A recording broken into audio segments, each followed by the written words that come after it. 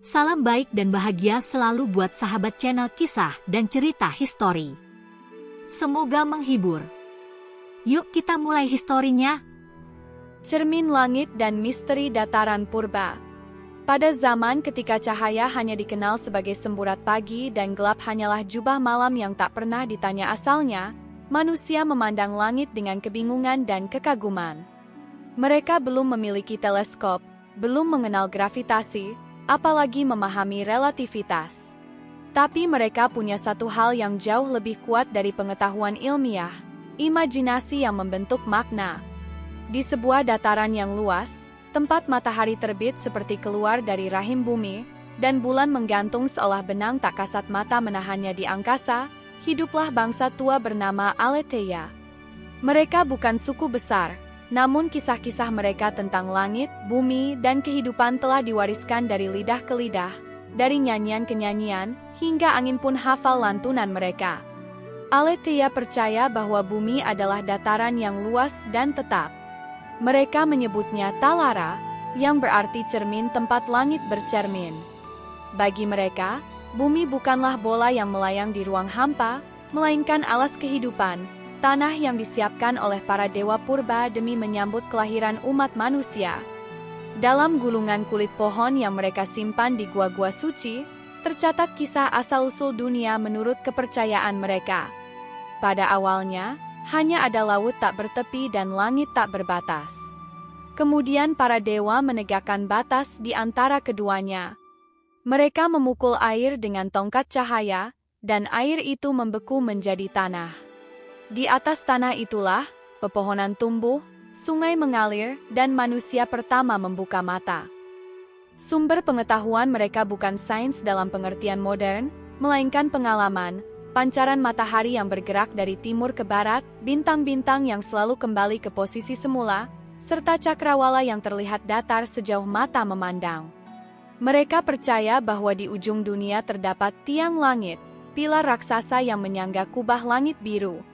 Tak ada keraguan dalam iman mereka bahwa bumi adalah pusat semesta, dan segala sesuatu berputar mengelilinginya. Bahkan dalam upacara-upacara suci, para pendeta akan menari membentuk lingkaran di sekitar batu pusat desa, simbol dari Nabhala, pusat bumi menurut ajaran Aletheia. Namun, di tengah masyarakat itu, tumbuh seorang anak muda bernama Mireon yang selalu mempertanyakan segalanya. Ia adalah anak dari penulis gulungan, orang yang paling memahami dongeng dunia versi bangsa mereka. Tapi berbeda dengan ayahnya yang menjaga cerita sebagai pusaka, Mireon merasa cerita-cerita itu harus diuji, bukan sekadar dipercayai. Bagaimana kita tahu bahwa dunia ini benar-benar datar? Tanya Mireon suatu senja ketika ia dan ayahnya duduk di atas batu menghadap matahari yang tenggelam. Ayahnya menjawab dengan senyum yang getir, "Karena semua orang yang lebih tua darimu percaya begitu. Karena begitulah dunia dijelaskan oleh mereka yang hidup lebih dulu dari kita." Namun itu tidak cukup bagi Mireon. Dia mulai melakukan pengamatan sendiri. Ia memperhatikan kapal-kapal yang berlayar menjauh di laut barat. Aneh, pikirnya, bahwa layar kapal menghilang terakhir. Jika bumi benar-benar datar, seluruh kapal seharusnya menghilang sekaligus, bukan perlahan dari bawah ke atas. Ia juga mengamati gerhana dan lintasan bintang. Tak ada yang sebetulnya berputar mengelilingi bumi. Semuanya bergerak sesuai pola yang tak bisa dijelaskan oleh dataran datar dan langit sebagai kubah semata. Namun setiap pertanyaan yang dia ajukan membuatnya semakin terasing. Kaum tetua menganggapnya penghujat. Anak-anak seusianya menjauhinya. Bahkan sang ayah mulai ragu apakah pengetahuan yang ia wariskan terlalu berbahaya untuk disentuh oleh rasa ingin tahu. Tetapi Mireon tidak berhenti. Ia mulai menyalin cerita-cerita lama dan menandainya dengan simbol-simbol. Di samping setiap dongeng penciptaan, ia tambahkan catatan kecil. Bagaimana jika ini bukan tentang kenyataan, tapi tentang makna? Bagaimana jika langit bukanlah kubah, tetapi kelopak bunga yang belum mekar sepenuhnya dalam pemahaman kita? Dalam kesendirian, Mireon menemukan ketenangan dalam pencarian. Ia mulai memahami bahwa kepercayaan bangsa Aletheia bukanlah sekadar kebodohan, melainkan bentuk awal dari keingintahuan. Dan bahwa mungkin, cerita tentang bumi datar adalah cara manusia pertama untuk merasa penting dalam alam yang begitu besar. Hingga pada suatu malam, di bawah langit penuh bintang, Mireon memutuskan untuk melakukan sesuatu yang tak pernah dilakukan siapapun di desanya.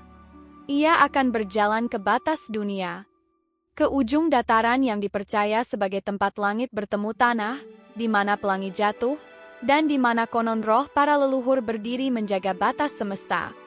Dia ingin tahu sendiri, apa yang sebenarnya ada di sana? Dan dari sinilah petualangan sejati dimulai. Mireon berjalan melewati padang-padang rumput yang belum pernah ia tapaki sebelumnya. Ia tinggalkan Talara, desanya yang dahulu terasa seperti pusat alam semesta, kini hanya tampak seperti sebuah titik kecil dalam samudera ketidaktahuan yang luas.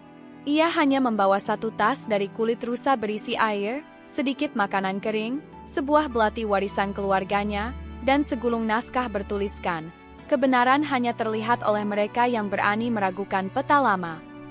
Berhari-hari ia berjalan, mengikuti arah bintang utara yang selalu menjadi panduan para pelaut kuno. Ia bertemu dengan desa-desa kecil yang masih percaya bahwa bumi adalah dataran yang dijaga oleh naga di ujungnya. Namun, ada pula mereka yang mulai bertanya seperti dirinya. Orang-orang yang diam-diam menggambar lingkaran di pasir, mencoba menjelaskan gerakan bintang dengan sudut dan poros imajiner. Di sebuah desa yang disebut Arkarah, Mireon bertemu seorang wanita tua bernama Nimia, seorang penjaga menara cahaya. Ia tidak lagi percaya pada kisah-kisah tua, tapi tidak pernah menyebut mereka sebagai bohong. Ia menyebutnya puisi purba, kebenaran yang dibungkus dalam metafora. "Apa yang kau sangka di ujung dunia, anak muda?" tanya Nimia saat mereka duduk menghadap lautan kabut. "Aku tidak tahu," jawab Mireon jujur. "Tapi aku tahu bahwa kita tidak akan pernah tahu kalau kita hanya berdiri di tengah dan percaya kita sudah paham segalanya." Nimia tersenyum dan memberinya sesuatu, sebuah bola logam kecil yang sudah berkarat, dengan garis-garis aneh di permukaannya. "Ini benda dari pelaut asing. Mereka bilang bumi tidak datar. Tapi lihatlah bentuknya, bulat, dan tetap berputar di tanganku. Bukankah ini juga semacam pusat dunia, hanya dalam bentuk berbeda?" Itulah kali pertama Mireon menyentuh benda yang mewakili gagasan bumi sebagai bola. Rasanya asing, tetapi juga mendebarkan. Sejak saat itu, gagasan lama tentang Talara mulai retak dalam pikirannya, bukan karena kebencian, tetapi karena kerinduan akan makna yang lebih dalam. Menuju ujung dunia. Setelah berpamitan dari Nimia, ia melanjutkan perjalanan hingga mencapai tempat yang disebut oleh orang-orang sebagai tepian dunia. Tempat itu adalah tebing raksasa yang menghadap ke kekosongan. Kabut selalu menggantung di sana, dan matahari tampak lebih cepat tenggelam di balik tirainya. Orang-orang menyebutnya Alatelos, akhir dari yang terlihat. Di sana, Mireon memasang kemah kecil dan mulai mengamati.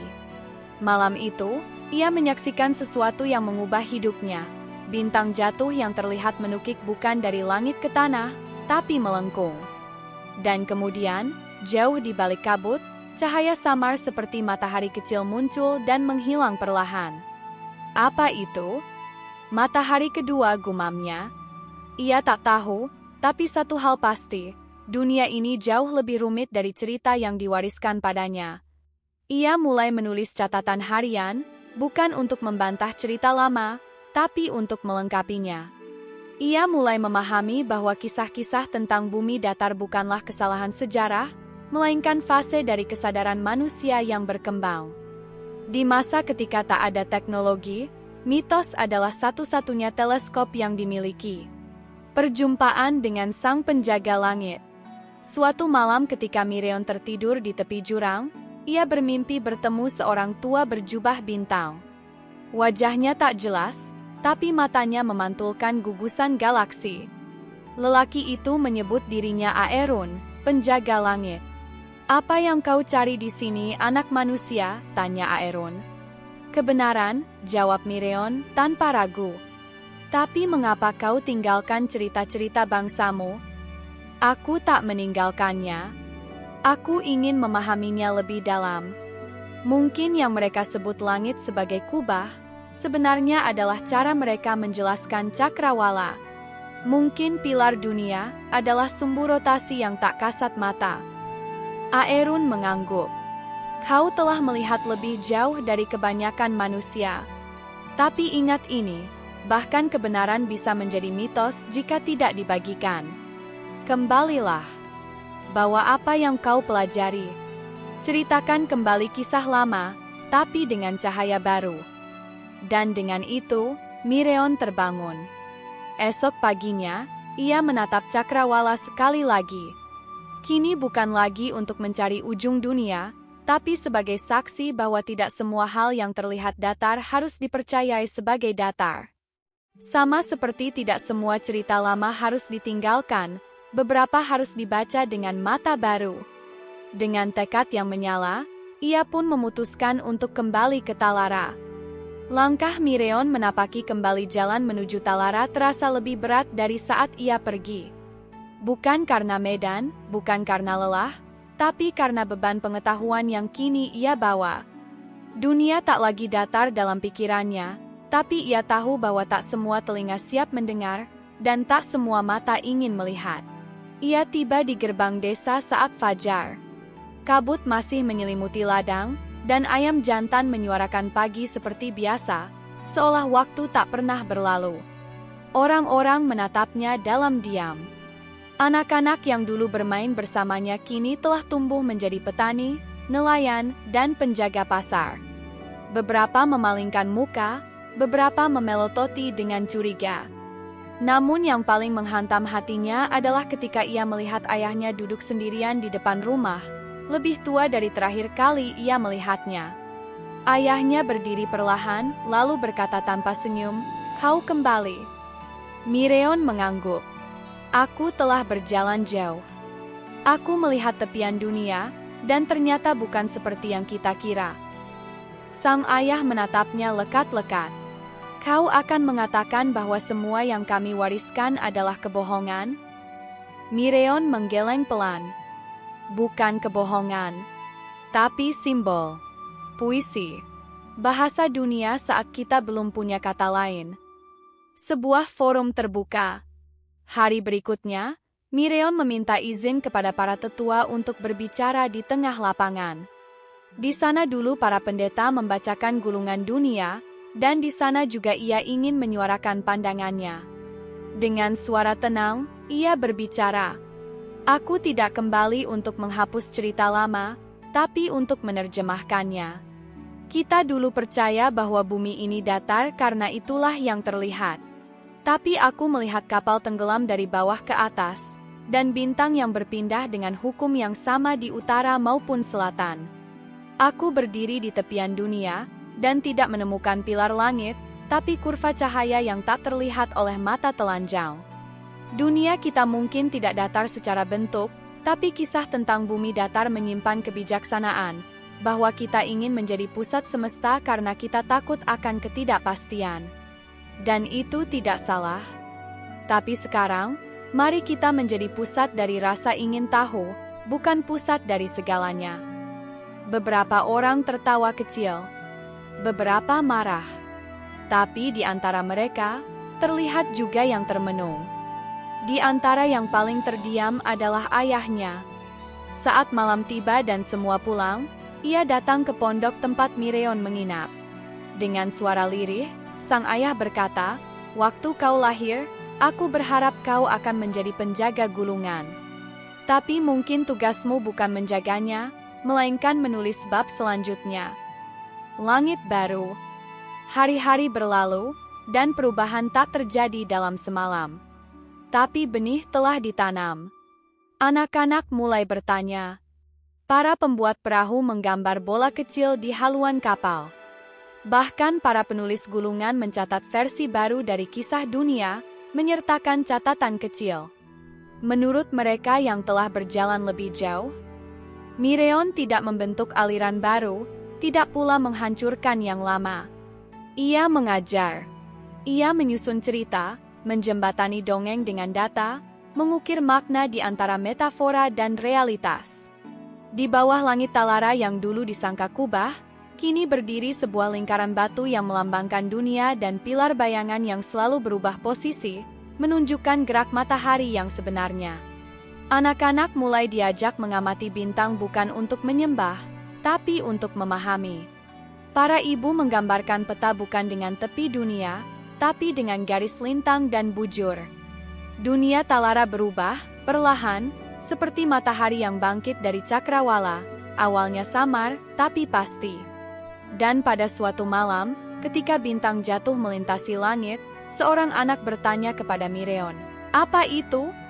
Mireon tersenyum dan menjawab, "Itu adalah dunia yang sedang memberitahu kita bahwa ia masih punya banyak rahasia. Dan tugas kita adalah terus bertanya." Epilog tentang kebenaran.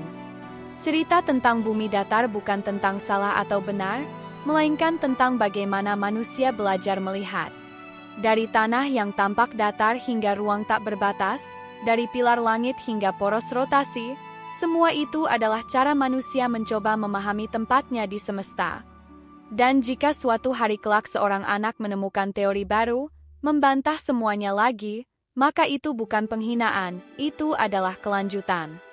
Karena seperti yang ditulis Mireon dalam lembar terakhir naskahnya, dunia bukan hanya tempat untuk dihuni, tapi teka-teki untuk dicintai.